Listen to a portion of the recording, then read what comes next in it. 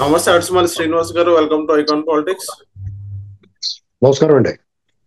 Sir, నేను జగన్మోహన్ రెడ్డి గారు ఏదైతే పులివెందుల్లో ఆ, అరటి రైతుల్ని పరామర్శించడానికి వెళ్ళారో, ఏదైతే ఆ, ఆ, తుఫాన్ వల్ల ఏదైతే రైతులకి పంట నష్టం జరిగిందో, సో వాళ్ళందరినీ పరామర్శించడానికి వెళ్ళారు. సో వెళ్ళిన తర్వాత జగన్మోహన్ రెడ్డి గారు ఒక మాట అన్నారు చంద్రబాబు నాయుడు గారు ఉద్దేశించి. రైతులకి ఏదైతే ప్రీమియం ఇన్సూరెన్స్ అనేది చంద్రబాబు నాయుడు గారు కట్టలేదు, వస్తూనే ఆయన కట్టలేదు. సో చంద్రబాబు నాయుడు గారు రైతుల పక్షాన ఉండే మనిషి కాదు, రైతుల ప్రతిపక్షాన ఉండే మనిషి. సో ఆయన నమ్మొద్దు, వచ్చేది మా ప్రభుత్వమే, 3 సంవత్సరాల మా ప్రభుత్వం వస్తుంది, మీరేం భయపడకండి, మీకు ఏదైతే ఇన్సూరెన్స్ ప్రీమియం అంటే నేను మీకు చేపిస్తానని భరోసా ఇవ్వడం జరిగింది. సో ఆ ప్రెస్ మీట్ చూసిన తర్వాత మీకు ఏమనిపించింది సార్? నాకేమనిపించింది అంటే అండి, జగన్మోహన్ రెడ్డి ఇంకా ఆ భ్రమంలోంచి బయటకు రాలేదనిపించింది. ఓకే. అలవాటైన అబద్ధాలనే కంటిన్యూ చేస్తాడు అనిపించింది. వాళ్ళ ఓల్డ్ సిలబస్ ఒకటి ఉంది. ఇప్పుడు ఎప్పటికప్పుడు అప్డేట్ అవుతూ ఉంటుంది సిలబస్. రాజకీయాల్లో అయితే మరీ అప్డేట్ అవుతూ ఉంటుంది. దాన్ని మర్చిపోయి అతను 2019కి ముందు పాదయాత్రలో మాట్లాడినాడు. అప్పుడు ఏం చెప్పేవాడు అంటే, జనాలు కూడా కొంచెం మరీ అమాయకత్వంగా ఉంటారులేండి. తిత్లీ తుఫాన్ వచ్చినప్పుడు అతను శ్రీకాకుళం ఏరియా పక్కనే విజయనగరంలో మకం పెట్టింది, పాదయాత్ర నడుస్తుంది అప్పుడు. తిత్లీ తుఫాన్ బారిన శ్రీకాకుళం జిల్లా అతలాకుతలం అయిపోయింది. ఓకే. అప్పుడున్న ప్రభుత్వం, చంద్రబాబు నాయుడు గారి ప్రభుత్వం, వాళ్ళు చేయగలిగిన దానికంటే ఎక్కువ చేశారు. అయినా సరే ఇతను మన త్వరలో మన ప్రభుత్వం వచ్చేస్తుంది, నేను వచ్చిన తర్వాత మేము అన్ని చూసుకుంటాను, అది ఇది అని చెప్తే నమ్మారు జనం. అలాగే అప్పుడు పాదయాత్రలో ప్రజలు అన్న తర్వాత సమస్యలు నిత్యకృత్యం, ఎప్పుడు సమస్యలు ఉంటాయి. ఈ ఓకే. సమస్యలు అనేటువంటివి ఒకళ్ళు తీరితే ఇంకొకరికి ఉంటుంది. అలాగే మెల్లగా ఇప్పుడు సామూహికంగా ఒక మెజారిటీకి ఒక సమస్య అనిపించింది, కొంతమందికి ఇంకో రకమైన సమస్య ఉంటుంది. ఆ పరిష్కారాల విషయంలో కొన్ని సక్సెస్ అవుతాయి, కొన్ని కొంతమంది చేయలేకపోతారు. అది జగన్మోహన్ రెడ్డి అయినా చంద్రబాబు నాయుడు గారిని ఎవరన్నా కానీ. కాబట్టి ఎప్పుడు కూడా నిత్యం ఉంటాయి సమస్యలు. అలాగా జగన్మోహన్ రెడ్డి పాదయాత్రలో ఉండగా చంద్రబాబు నాయుడు గారు అప్పుడు సంక్షేమం బాగానే చేశారు, అభివృద్ధి బాగానే ఉన్నది, కానీ అయినా సరే సమస్యలు ఉన్నాయి. అప్పుడు ఎవరు ఏమడిగినా, ఎవరైనా ఆరోగ్యమైన వ్యక్తిగతంగా ఇబ్బందులు ఉన్నా, లేకపోతే సామూహికంగా జనాలందరికీ కావాల్సిన విషయాలున్నా, రకరకాల విషయాల్లో జగన్మోహన్ రెడ్డి ఏం చెప్పేటప్పుడు, అప్పుడు ఇంకా ప్రభుత్వం 2 ఏళ్ళు ఉండగా, ప్రతిపక్షంలో ఇంకా 2 ఏళ్ళు సమయం ఉన్న ఎన్నికలకి మనం వచ్చేస్తున్నాం త్వరలో, మనం వచ్చిన తర్వాత మనం ఖచ్చితంగా సాల్వ్ చేస్తాను అని చెప్పి. అది జనరల్ గా ఇప్పుడు ఉద్యోగులకు సంబంధించి విధానపరమైన నిర్ణయాలు తీసుకోవడానికి గురించి అయితే అది ఓకే. ఎవరన్నా కూడా నడ్డి ఇరిగిపోయి వచ్చాడు అనుకోండి, నాకు ఈ నడి విరిగిపోయిందంటే కొంచెం సాయం కావాలి అడిగాడు అనుకోండి, అతనికి ఏం చేయాలి? ఇమీడియట్ గా మీరు 10 పరకో చేతులు పెట్టి జాతర చేయించుకోరా బాబు, లేదా మా వాళ్ళు నిన్ను టేక్ కేర్ చేస్తారని చెప్తారు. సాధారణంగా చంద్రబాబు గారు, లోకేష్ గారు ఆ పని చేస్తారు. అవును. మనందరూ కళ్ళారా చూస్తున్నాం. జగన్మోహన్ రెడ్డి ఏమనేవాడు తెలుసా? దేవుడి గుడికి వెళ్ళి 2 కొబ్బరికాయలు కొట్టండి, నేను ముఖ్యమంత్రి అవ్వాలని కూడా ఎక్స్ట్రా కొట్టండి, 2 ఏళ్లలో నేను వస్తాను, వచ్చిన తర్వాత సరి చేస్తాను, అంతవరకు తూర్పు తిరిగి దండం పెట్టమని చెప్పాడు. ఇది అతను చెప్పే అదే రికార్డు. ఆ క్యాసెట్ తీయండిరా ఎక్కడ ఉందో అని చెప్పి అదే క్యాసెట్ వేస్తున్నాడు ఎక్కడ కూడా. ఓకే. ఇప్పుడు తుఫాను బారిన పడిన రాష్ట్రంలో అనేక చోట్ల తుఫాను వచ్చింది, తుఫాను బారిన పడిన పంటలు నష్టపోయారు, వాళ్ళందరికీ కూడా ఇచ్చారు. ఇప్పుడు అదొక ప్రాసెస్ కింద వెళ్ళిపోతుంటే, ఇది మనం కొత్తగా దయ తెలిసి రైతుల మీద జాలి దయ గుణంతో చేయాల్సిన పని లేదు. తుఫాను పంట నష్టాలకి కేంద్ర రాష్ట్ర ప్రభుత్వాలు స్పందిస్తాయి, చేస్తాయి. అది ఎక్కువ అవును. తక్కువ ఉంటుంది. ఆ రాష్ట్ర ప్రభుత్వంలో కొంచెం గట్టోళ్ళు ఉండి రైతుల పట్ల ఆ, అయ్యో నిజంగా చాలా నష్టపోయారని దగ్గరుండి పర్యవేక్షించి ఆ అంచనాలను కొంచెం ఎక్కువ వేయించగలిగితే కొంచెం ఎక్కువ డబ్బు వస్తుంది. ఆ పని చంద్రబాబు నాయుడు గారు ఎవడో చెప్పకుండా చేస్తాట. ఎందుకంటే రూపాయి ఎక్కువ వస్తుంది మన రాష్ట్రానికని, కేంద్రం నుంచి కేంద్ర సహాయాన్ని ఎక్కువ తీసుకుంటాడు, రాష్ట్రాన్ని కలిపి రాష్ట్ర ఆదాయం నుంచి కొంత కల్పిస్తారు. అది ఎప్పుడు జరిగి తంతు. అది అలవాటు అయిపోయింది కాబట్టి జనాలు ఎవరికి, ఇప్పుడు ఎవడు ఏమీ చేయకపోతే, జగన్మోహన్ రెడ్డి ఏమీ చేయలేదు అనుకోండి, ఎప్పుడు పిల్లికి బిచ్చం పెట్టడం అనుకోండి, ఎప్పుడు ఒక 10 రూపాయలు ఎవరికి ఇస్తాయి బాబు, ఇటు బలం ఇచ్చాడు రా అనుకుంటారు. రోజు ఉమ్. ఇచ్చి కొడుకు నుంచి ఎవరికి పెద్ద పట్టింపు ఉండదు. అలాగా అవును. ఈయన వెళ్ళాడు. అడిగితే వాళ్ళు మనకన్నా బాగా ఎక్కువ ఇచ్చారండి అయ్యా అని చెప్పారండి. ఆ ముఖానికి సిగ్గులేదు కాబట్టి అది ఎన్నట్టు నటించాడు ఆయన. ఉమ్. ఏంటండి ఇది ఎలా ఉంటుందంటే మళ్ళీ మనం 2 ఏళ్లలో వచ్చేస్తాం, 3 ఏళ్లలో వచ్చేస్తాం. 3 ఏళ్ళు ఎక్కడికి వచ్చేస్తావు నువ్వు? ఎలా వచ్చేస్తావు? నిన్ను ఎవరు రాణిస్తారు? అసలు నువ్వు ఎందుకు ఓడిపోయావు అనేటువంటి దాన్ని సమీక్ష చేసుకున్నారు అసలు. రోజుకో వీళ్ళు ఇంకా 10 నెలలైనా కానీ పైకి కిందకి చూస్తున్నారు కాబట్టి కానీ, లేకపోతే ఈ 10 నెలల్లోనూ రోజుకు ఒకడు లోపల పోతా ఉండాలి. రోజుకు ఒకడు లోపల ఓకే. పోతే 2 నెలల తర్వాత ఒకడు బయటకు రావటం, లోపలికి వెళ్ళటం, ఇలా వెళ్తాం వస్తాం వెళ్తాం వస్తాం ఉండాలి. అసలు నెంబర్ 6 సిటీ బస్ లాగా point stage to stage up and down చేసినట్టు. ఏంటండి ఇలాగా ఓకే. వీళ్ళు ఏదో చెప్తాడు, రాజకీయ చెప్పాలి కాబట్టి చెప్తున్నాడు. వాళ్ళు ధైర్యాన్ని ఉత్సాహాన్ని నింపుతున్నాడు. జనాలు చూడండి పలుచు పలుచుగా ఉన్నారు, తగ్గిపోతారు. అవును.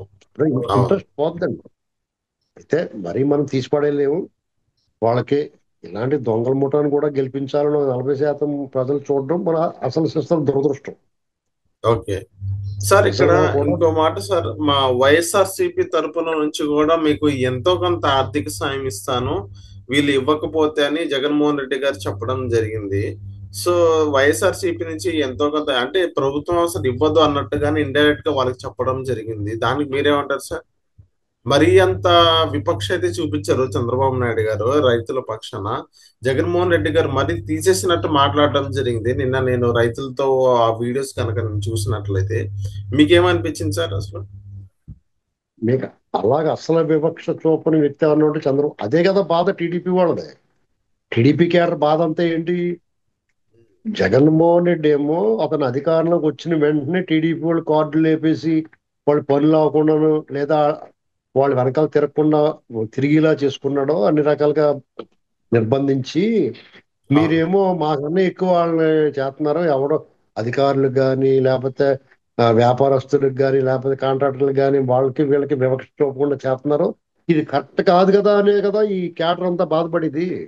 అవును. ఆ విషయంలో ఆయన వేలెత్తి చూపడానికి ఎవడో సరిపోడా.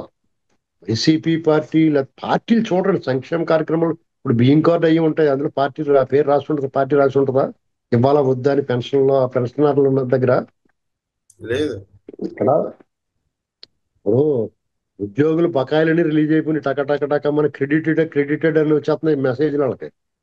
ఒక్కసారికి రైమంటుంది. వచ్చేస్తున్నాయి శాలరీస్ అన్ని. అవును. అసలు ఇప్పుడు మొన్న కొత్తగా రిలీజ్ చేశారు కదా పాత బకాయిలు. అవును. ఆ ఆరు వేల రెండు పిఎఫ్ వందల బకాయిలు, కోట్లు పిఎఫ్ బకాయిలు ఇలాంటివన్నీ వచ్చి పడిపోతున్నాయి పొలవమంటున్నాయి. ఇక్కడ అవును.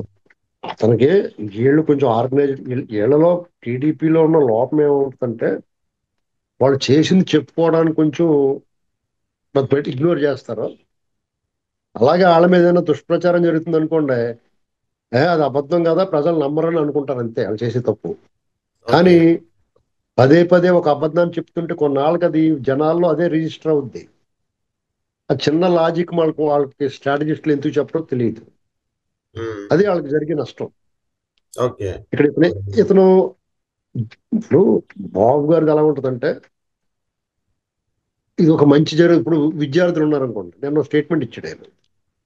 విద్యార్థులు తాతలు ఎవరైనా కానీ చదివించవచ్చు అన్నాడు. అవును. నిజమే, మంచిదే కదా అది. ఇప్పుడు ఎవరన్నా ఒక విద్యార్థి ఉన్నాడండి, వాళ్ళకి ప్రభుత్వం కొన్ని ఫీజు రియంబర్స్మెంట్లు ఇస్తుంది, అన్ని ఇస్తుంది. వాళ్ళకి ఇంకా ఎవరన్నా మీరు ముందుకు వచ్చి సాయం చేస్తే చేయొచ్చు, తప్పులేదు, తప్పే ఉంది అందులో అన్నాడు. ఈ జగన్ బ్యాచ్ ఏమంటారు? ఫీజు రియంబర్స్మెంట్లు ఎవరికి చేతులు ఎత్తేసారు వీళ్ళు, ఆ జనాల దగ్గర అడుక్కుంటున్నారు, వాళ్ళు స్పాన్సర్ చేయమంటున్నారు మొదలెడతారు. అవును. అంటే ఇప్పుడు జనాల మైండ్ సెట్ ని గమనించాలి. దాన్ని ఎవరు నమ్ముతారు, ఏది నమ్ముతారు? ఖచ్చితంగా జగన్ చెప్పిందే నమ్ముతారు ఆ విషయంలో. అవును. ఇప్పుడు మంచిని మంచి వార్తని నమ్మటానికి కొంచెం ఆలోచిస్తారు. ఇప్పుడు సుగంధం సువాసన మెల్లగా వ్యాపిస్తుందండి, దుర్గంధం వెంటనే వచ్చేస్తుంది. అర్థమైంది మీకు? మీరు అవును. పౌడర్ రాసుకుని సెంట్ రాసుకుని వెళ్ళారు అనుకోండి ఎక్కడికన్నా, మీకు కూడా వచ్చి ఆ సూపర్ పరిమళం మెల్లగా తాకుద్ది మిగతా వాళ్ళకి. కానీ మీరు కింద నుంచి ఏదైనా వదిలేరనుకోండి, అది మాత్రం వెంటనే వచ్చి చిచ్చి అని పోతారు దూరంగా. అవును. అది బేగా వ్యాపిస్తుంది. ఈ జగన్మోహన్ రెడ్డి అటువంటి దుర్గంధంగా వాయువుని వెదజల్లేటటువంటి. అవును.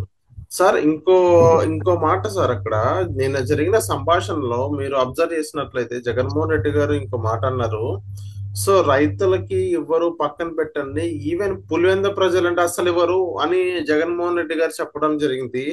ప్రాంతాల వారీగా విడగొట్టడం, ప్రాంతాల వారి పరంగా చూడడం చంద్రబాబు నాయుడు గారు ఏ రోజైనా అలా చూసారా సార్? ఆయన పులివెందులకు నీళ్ళు ఇచ్చిన మనిషి అండి.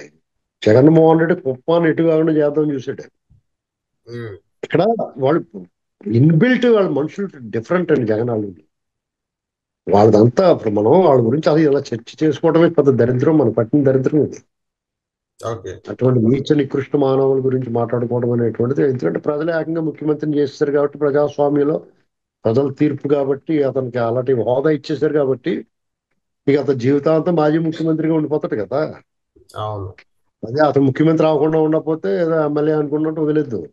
అతని గురించి తప్పనిసరి పరిస్థితుల్లో రాజకీయ చరిత్రలో అతను రికార్డ్ అయిపోయి ఉంటుంది. అవును. పైగా అతన్ని ఎప్పటికీ మర్చిపోలేని కాళరాత్రులు చూపించాడు కాబట్టి ఇంకా అతను ఇంకా ఈ చరిత్ర ఎప్పుడు మర్చిపోదు. ఇంకోటి చూడండి, పవన్ కుమార్ అన్న అతని వ్యక్తిని వివేకానంద్ గారు మర్డర్ కేసు విషయంలో సునీల్ కుమార్ యాదవ్ కి వార్నింగ్ ఇచ్చారు, చంపుతానని భయపడి అతను కంప్లైంట్ ఇస్తే ఆ పవన్ కుమార్ వచ్చి ఏదో చెప్తే ఆ డిఎస్పీ వాళ్ళ చేత నీ శాల్యూట్ కొట్టిస్తానంటున్నాడు. అంటే ఒక రౌడీ షీటర్ కి, యాంటీ సోషల్ ఎలిమెంట్స్ కి ప్రభుత్వ అధికారుల చేత శాల్యూట్ కొట్టిస్తానంటున్నాడు.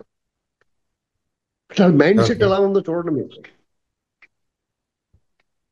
అది ఓకే. కూడా నచ్చుతుంది జనాలకు. మరి అది విచిత్రం ఇది కొంచెం. ఇప్పుడు చాలా సంస్కరణ జరగాలండి, ప్రజల్లో కూడా మార్పు రావాలి. ఎందుకంటే మన జీవితాన్ని దిద్దుకునే శక్తి మన చేతిలో ఉన్నప్పుడు ఇటువంటి యాంటీ సోషల్ ఎలిమెంట్స్ ని ప్రోత్సహించే నాయకుల్ని మనం దూరం పెట్టకపోతే మన జీవితాలు బుగ్గైపోతాయండి. ఓకే. అందుకనే నేను పదే పదే ఎందుకు చెప్తున్నానంటే, జగన్మోహన్ రెడ్డి వాళ్ళ గ్యాంగ్ రాజకీయాల నుంచి వాళ్ళు కంప్లీట్ గా పక్కకు పోయేదాకా ప్రజలు పోరాడాల్సిందే. ఓకే. మొన్న ఘోర పరాజయం చూపించారు. అది చాలదు. అతను కనీసం ఇంకా నేను వదిలేసానంటే రాజకీయాలు వదిలేసి పోతున్నాను, నేను ఇంకో దేశం పోతున్నానండి ఇలాగా తరిమేయాల. అవును. అప్పుడే మనకు విముక్తి అండి. తర్వాత ఎవడొస్తాడు, ఎవడొచ్చినా పర్లేదు, వీళ్ళు మాత్రం రాకూడదు. Okay. Okay. Thank you sir మా అకౌంట్ పాలిటిక్స్ వచ్చినందుకు.